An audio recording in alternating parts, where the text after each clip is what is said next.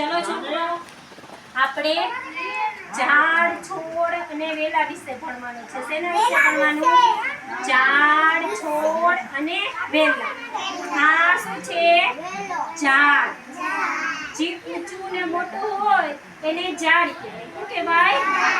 જે કદમાં નાનું હોય, આપણે ઘરે કુંડિયામાં વાવીએ એને છોડ કહેવાય. શું કહેવાય? છોડ. અને આ છે વેલો. શું છે? જો હવે ઝાડ આપણે શું ઉપયોગમાં આવે કયો જોઈએ? ઝાડ આપણે છાંયો આપે, ઝાડ આપણે ઓક્સિજન આપે.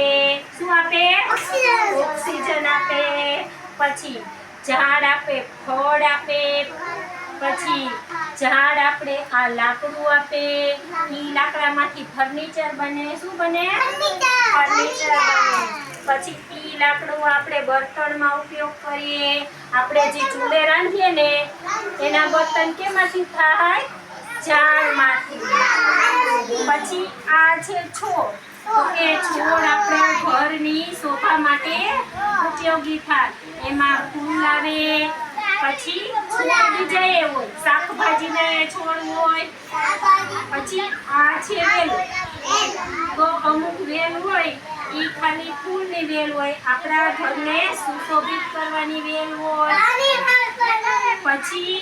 પછી બીજો વેલો હોય તો એમાં શાકભાજી થાય, સૂર્યા, ગલકા, પછી કારેલા થાય, પછી દૂધી થાય. ઈ બધું વેલાનામાં થાય. શેમાં થાય?